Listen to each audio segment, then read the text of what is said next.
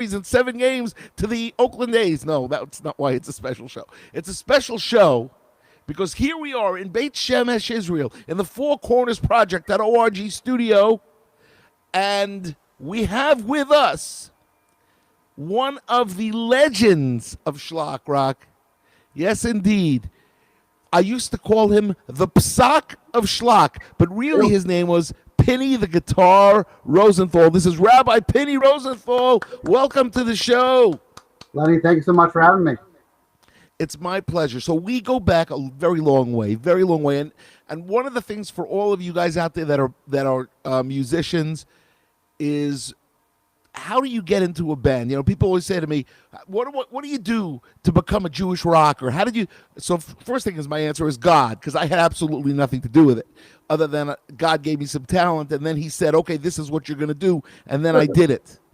But the truth is, for you, was a very, very interesting story, because for those of you out there that don't know the history of Shlock Rock, Pinny was the second guitarist. Pinny replaced Yonah, like Yonah Lloyd. When he couldn't make a gig, you were the understudy. You would come in, and also you joined the band as the number one guitarist after Yonah was not available. Isn't that correct? That is true. Now, but there's a story behind the story. So let's hear that story. Let me tell. So, Lenny Solomon, the king of schlock and roll, has nurtured many musicians. And my first meeting with Lenny Solomon goes back to 1987, Atlantic Seaboard Region, NCSY, Allentown, Pennsylvania, a Shabbaton. I was in yeshiva with Yonah Lloyd. He had taught me precisely 6 Jewish songs. I was terrible, or let's call it, I was a beginner. So I went with Yonah to learn the ways of the Shabbaton, the NCSY Shabbaton, and you were like so welcoming. I was terrible, beyond terrible, and you were like, Pinny, I was great, and you were complimentary, and Pinny, let me see if I can get you some money on the gig, which is like a huge king-size chutzpah considering I was terrible. And I started to do NCSY, and I learned more songs. Yonah showed me stuff, and then Yonah couldn't do it again, so I started to do NCSY with you. And then the story was that Yonah was in law school, the summer of 1989. He had to work as a in a law firm. Right. In his first year, he had to work as an intern somewhere, I believe. And that's what all lawyers in law school, when they're in law school, their first year, they work as a job, right? Right. So then the challenge was like this. I had about 6 months heads up to learn at that point 150 Shlock Rock songs at that point. That was the catalog of the Shlock Rock, which are about, I don't know, maybe 10 albums at that point. I think you're close to 40 now, but 10 albums. Now, I hired a studio musician to teach me to really get my chops up to be able to play, because the challenge of Shlock Rock that people don't think about is that when you have a concert, everybody knows these songs. Everybody knows My Menorah, La Bamba. Everybody knows Walk This Way, Wash This Way. So you have to be relatively close to how a guitar sounds on the radio. So that's the measurement. You got it, because you can't play those songs wrong. So that's tremendous stress for the guitarist, every member of the band, because everybody knows these songs so well, because we're playing the classic rock and roll. You got to be awesome. So I spent in my prime 5 hours a day, after hours in yeshiva, learning to play all the songs. I went for an interview in your apartment in Queens.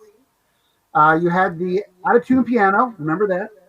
And an out of tune piano. Really? It was a little bit not. It was like a little bit. Because usually my pianos are in tune, but it could be that you caught me. It caught me that it needed tuning. It could be. Or there was like one key. I don't remember. It was a little bit nerve wracking. But anyways, I passed the audition. Then you took me to a live show, which was extremely scary. It was the Bensonhurst Jewish Festival. I remember that. It was in the street. The concert was in the street. There must have been 5,000 people there. Yeah. and we had one slot to play. And my first live audition was with 5,000 people. With Yeah. Yona was there, which was, by the way, scary beyond all belief. I did a very poor job, but there was a problem. Yona was not available. Pinny Rosenthal was available, and So you took a gamble on me.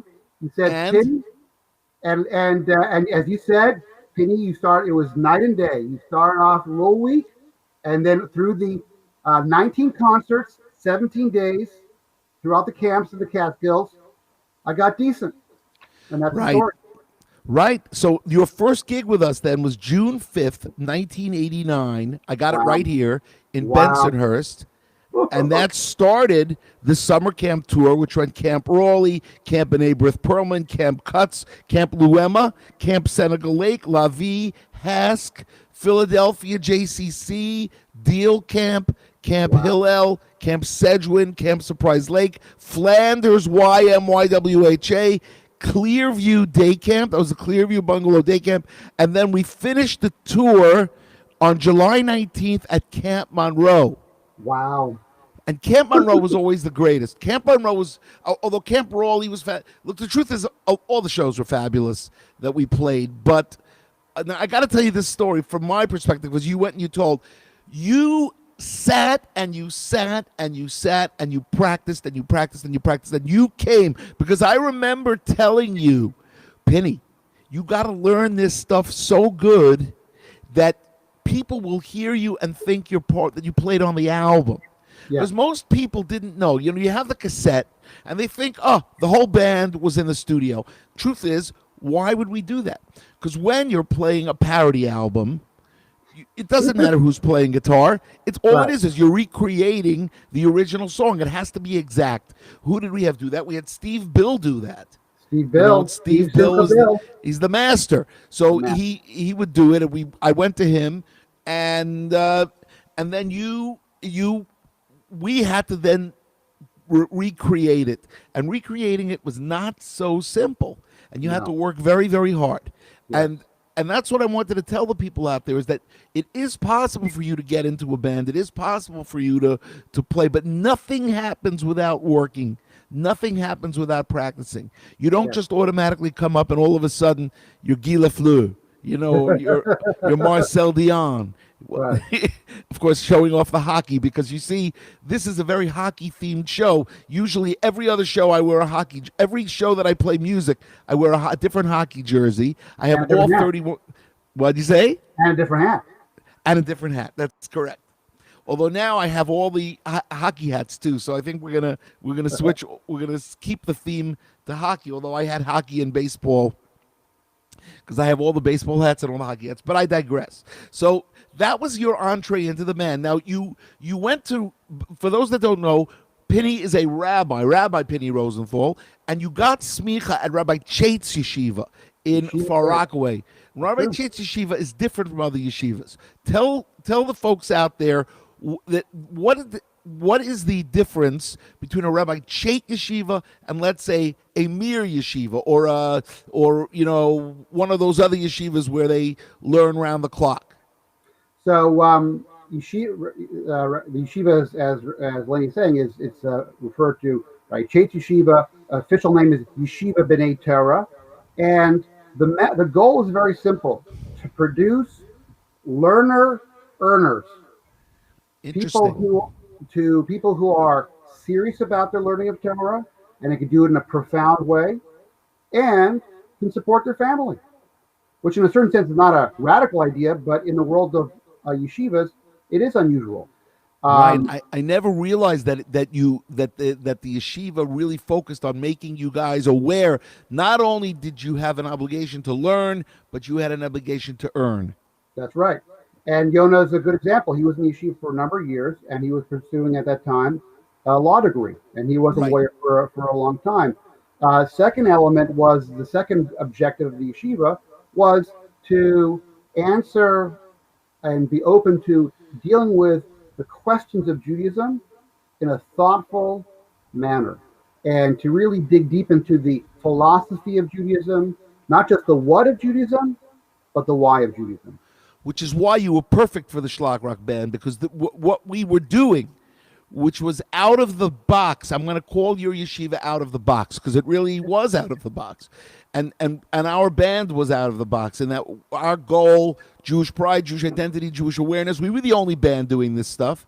We were the only band traveling the world, you know. And you also, what's very interesting about your background is most of the guys in the band were tri-state area. So Gary Wallen came from Trumbull, Connecticut. And Danny Block was from the Bronx. Mark Skyer was from Queens. Mark Infield from Fair Lawn, New Jersey. And Yonah from Long Beach originally. And then I met him in Queens. You come from Seattle, Washington. That's true. Seattle, Washington, West Coast. Yes, very different. Pacific Northwest. Yes. Tell us about life in Seattle, growing up as a Jew in Seattle, Washington. So I had a wonderful childhood in Seattle. It's a small but very warm community, and it still exists today. I came there because my father became the principal of the elementary school, the Seattle Hebrew Academy, which is still there today. He started the high school, which was then called Yeshivat Or HaTzafon, now called the Northwest Yeshiva High School. And I went there, and it was great growing up in Seattle. I was very much into bicycling and camping and hiking because it's gorgeous to be there in Seattle. And I've had opportunity to visit there. My parents made Aliyah. They live in Katamon, so they don't live in Seattle anymore. But it was great. And just to turn it back to Shlock Rock, one of the fantastic memories I have of Shlock Rock was that we would do concerts in the community, and we would spend Shabbos in that community. And like Virginia, and we would go all over the world, I did all over the United States. And one of the rare skill sets that people don't know about Lenny is that he's a master balkore.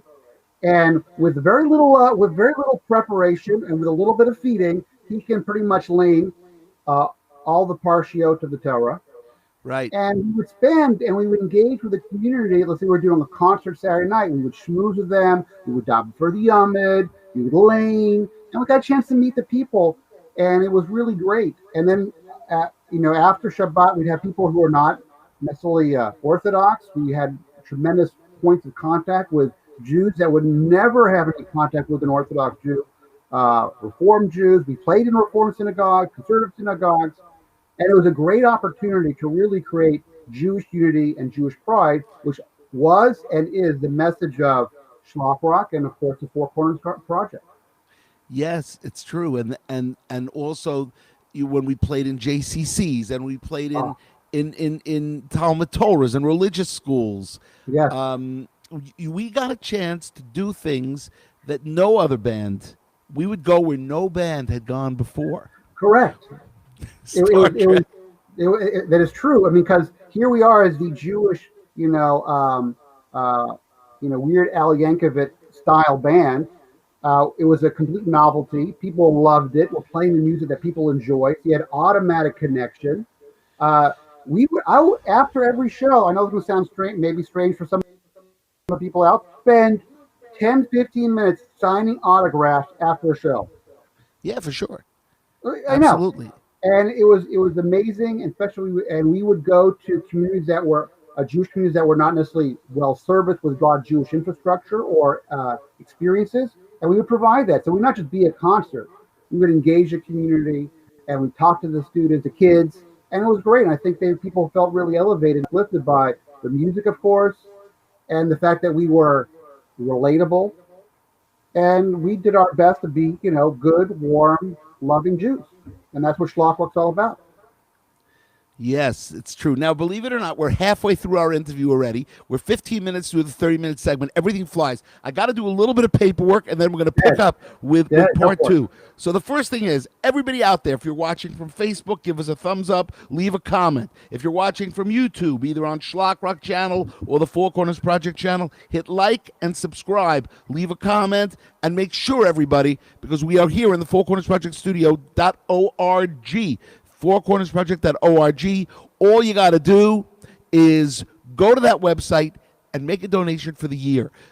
In our first 72 shows, this is show number 73, we have had over 76,000 views. We're averaging approximately 1,075 people per show, which is an amazing thing. And Nice. it really means that if think about doing the math, if 4,000 people would give $36, we are fully budgeted for the year. Now, obviously, that doesn't happen, and it's a pain having to ask people. But as you know, you got to do what you got to do, because as I was telling Pinny before the show, who would have ever thought that I would be doing 3 live shows a week? Shlock Rock was a touring rock and roll band. We did that. This is our 34th year in existence, and we've been on the road. And now since Corona, there are no live shows. We haven't had a live show. I have performed twice live in the last year. Once was a Purim Chagiga, and the other one was a Hanukkah Chagiga, both in yeshivas here in Israel. So I've had no live performances. Everything is coming right out of the Four Corners Project.org studio here in Beit Shemesh, Israel. And, I want to tell everybody, please go out, make a donation. It's so worthwhile. It's even $18, $36, $100, whatever you do. $100,000. Listen, we might as well go for the big money. The big ask. My friend always says you got to go for the big ask. I don't know. I'm learning how to be a fundraiser. That's it. Not learning so well apparently. But anyway, so that's our paperwork for the day. And then we're gonna let me add, for those of you out there who say Tehillim, who say Psalms, Miriam Dodi Bat Chana Yochevet, Aryeh ben Rivka, Eliza bat Batsheva, Yitzchak ben Yenta, and Shmuel Michael ben Malka. Those 5 names. And also, if Judy, our associate producer, Judy Hertzfeld, send me some names and I'll make sure to announce them. We also have a shout out from Dave Winter, Dr. D, who was on with us 2 weeks ago. He sends a shout out to Pinny, the guitar, Rosenthal. I want to ask you a question just off the cuff. Go ahead. Who was your favorite Jewish guitarist? Oh, without a question, Yossi Piamenta. I knew you were going to say that. Yossi Piamenta, who I had at my wedding. First of all, a blessed memory. He and I think Yona would say the same thing as well. Yossi Piamenta was a Jewish rock icon. First of all, a beautiful neshama, and a person who his rock feel was just awesome. Because in addition to, as all the other members of the band, in addition to doing Shlock rock, we did wedding and bar mitzvah work. And I played many years with Medina orchestras. And I did my own job. So I modeled what I did my best, basically going through those initial 4 or 5 Piamenta albums to learn his style as much as I could. And I actually had the opportunity of playing with him. I hired him for jobs. Imagine 2 guitars. It was like we had the band set for either stun and kill. Right, I was going to say that Yossi Piamenta had 2 volumes. He had Stun and he had Kill. And most of the time it was on Kill. And I remember because I was at your wedding. I went to your wedding, of course, and it was a great experience. And Yossi Piamenta played your wedding. That's right.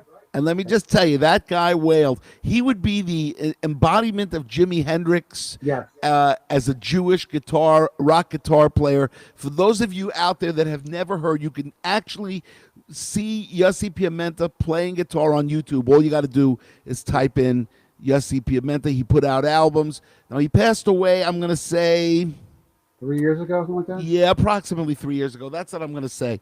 Could be more, could be less. Time waits for no one. No, that's another song. But I don't remember how much time it was, but that man was. I knew you were going to say Yossi Piamenta. That was there's not even a question. There's nobody else that came close on on a solo level. It was him. It was Yossi Right. Piamenta. And he had a charisma and an energy. When you had Yossi Piamenta, he just involved. He just was the showcase of the band. You know what I mean? He just was, and always, other than the volume issue, very tasteful. Playing was very tasteful. Always just beautiful. Those people can go onto YouTube. You can really enjoy yourself. Not to mention he played with his brother Avi Piamenta, who's still around. Right, who's a tremendous flutist. Yes. And I know I just saw from Gershon Barob, another one of the another part of the general larger Shlock Rock family, plays with his son Yuda Piamenta, who also plays a beautiful guitar, very similar to his father. I know. Maybe he'll get one day. He'll get really onto that level. That would be an unbelievable thing. Yuda Piamenta. Yes, I've seen him perform. I wanted to let's switch now to two. I want to talk about two things, and then we're going to close where you're going to. We'll talk about your career now, because obviously, every Shlock rocker that went through, let's say, the Shlock Rock school of rock and roll, of Jewish rock and roll, all grew up to become something else, right? Yeah. Yonah became a lawyer. Danny Block became a dentist. Mark Skyer became a doctor. Mark Infield was teaching at Frisch. He's still teaching there after 35 years, and he's an EMT. So and so on and so forth. And did I leave anybody out? I can't remember. But anyway, and Gary Wallen. Gary Wallen actually opened up his own band, and he's his own band, and he does sound, and he does live streaming, and it's unbelievable. So here we go. Judy just posted Mordechai Yisrael Tzvi ben Fegadina, Chaim Shneir Zalman Yehuda ben Hinda Yochevet, and Elchanan Yitzchak ben Soratova. Elchanan Yitzchak ben Soratova. Those three names, for those of you out there that want to say Tehillim. Thank you, Judy, our associate producer across the pond and across the glass, on the other side of the glass, as Steve Summers would say, schmoozing. So, okay, so what I want to do is I want to talk about your studio appearances at Shlock Rock and your video appearances, because you had and then we'll close out talking about your career and what you're doing now. So, first thing is, you appeared in studio. When was the first? You appeared on Sergeant Schlocker's Magical History Tour. Yes. Another album, also the one where you had Honor Your Parents. What album was that on? Honor Your Parents is Lenny and the Schlockers, but that's a video. Did you appear on the album? I don't think you were on the album. Yes, another one was the with the rap song on Jewish Pride. What I don't remember. Not Jewish Pride. Be good, be cool, be Jewish. Yeah, Be Jewish. Be Jewish. Right? Yeah, I was on that one as well. So yeah, those are the two. The videos that you were on were Honor Your Parents and Be Good, Be Cool, Be Jewish. Yes. But in studio, you actually were live on Be Good, Be Cool, Be Jewish. You were one of the shtick, and you might have been on another song there too. I got to do a commercial, which we could a commercial which I could post.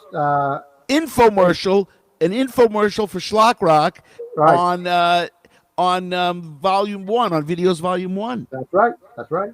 Yeah. So, what were you? Did you enjoy the studio? Did you enjoy that studio experience? It was great. I mean, look, we're talking about when I was like 23 years old. This was like, beyond awesome. I mean, it was just fun. First of all, this guy was fun to be with, and we're doing cool things.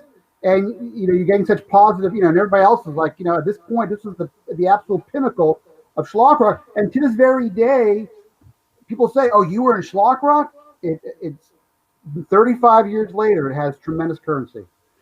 I know, and it was like living the dream, wasn't it? It was like living the dream. Fun.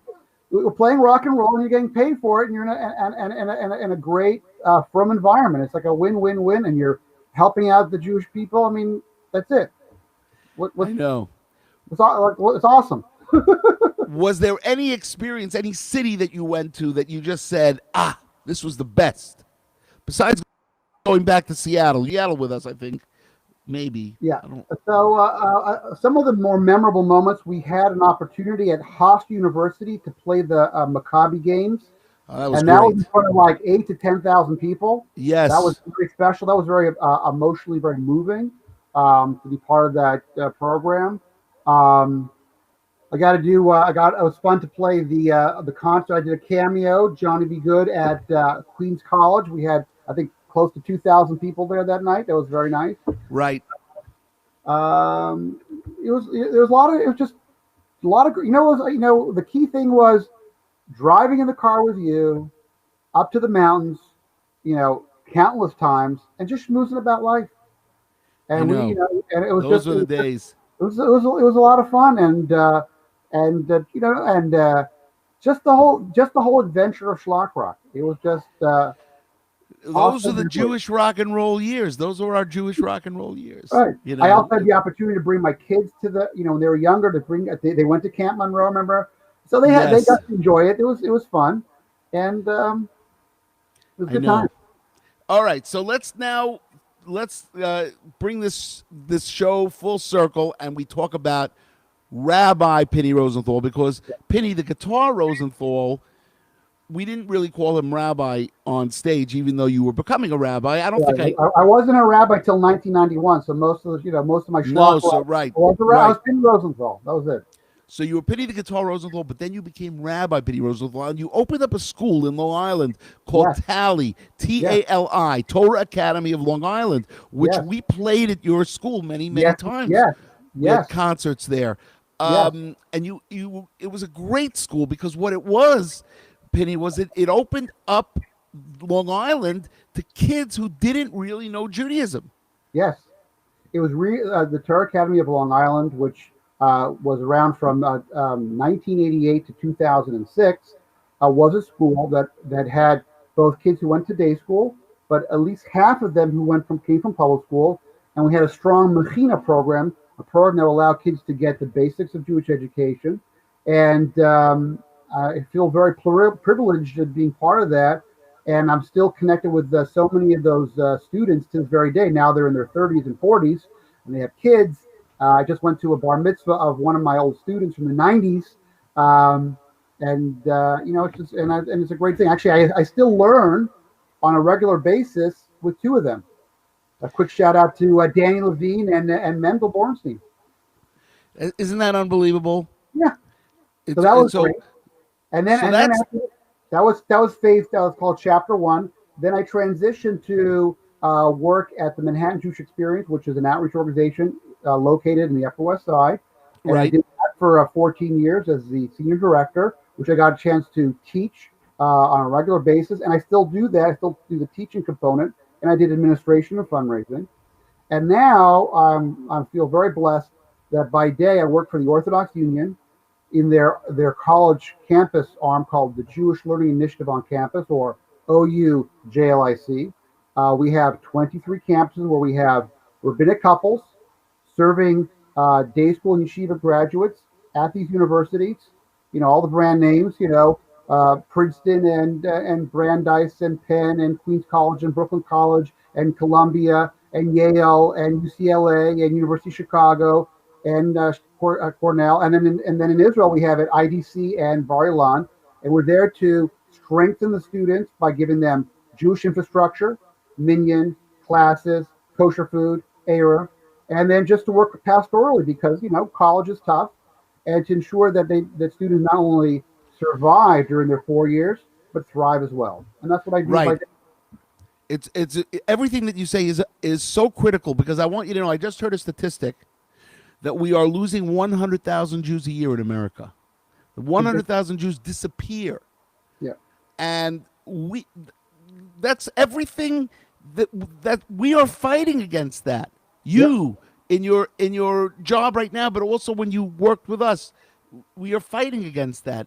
Everybody out there, you have to stay Jewish, and the only way to stay Jewish is to be involved with Jewish things, because once you leave the fold and you leave Judaism and you leave kosher and you leave music, Jewish music, and all of that stuff, it leaves you. You eventually disappear into the fabric of assimilation, Yes. which we do not want. And basically, And it can, be summed up with the famous lyric: "Be good, be cool, and be Jewish." that And is that was, true. and that's a message. And all the messages of Shlock Rock: learning is good. That's the main thing.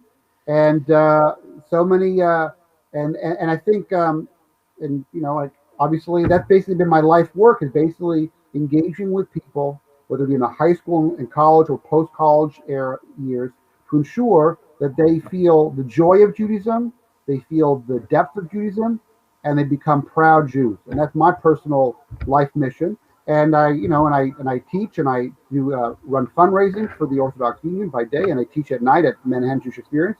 And at MJE I still play guitar. I never put down the guitar, Lenny. Never Don't the put guitar. down that guitar. That guitar Never. is the lifeblood of Pinny the Guitar Rosenthal, otherwise known as the Psak of Shlock. That's it, baby. That's it. So, I just want to thank you for coming on. It's been My great pleasure. having you. You are the first representative of I Call You Shlock Rock 2.0. As the original members were getting into real life, the next generation of musicians were coming through the Shlock Rock world, and we will be talking to all of them eventually. We also have to talk to the studio musicians, the Avrami Weisbergers, Jonathan Rimberg, the Seth Stavsky. I don't know if he'll ever have time to come on from Columbus, Ohio, where he is. But the people, the people who used to do studio work. We also have to get Steve, the producer, Bill, on to do something.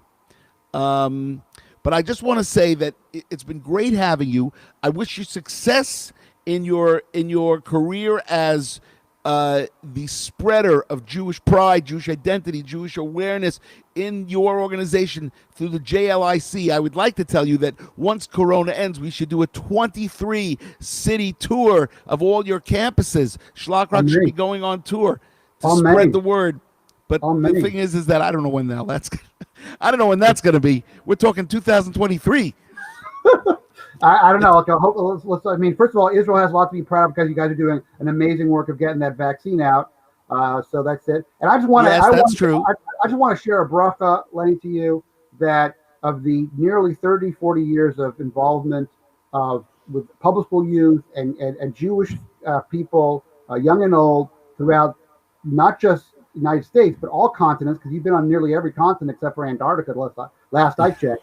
And being positive, being open, being warm, being engaging, and allowing people that opportunity. I want to share. I'll just end with one little story. I met somebody who became an observant Jew, and he shared with me that, Pinny, those cassette tapes of Shlock Rock were a critical part of my journey. And it's not the totality of Judaism, but it allowed him a bridge in.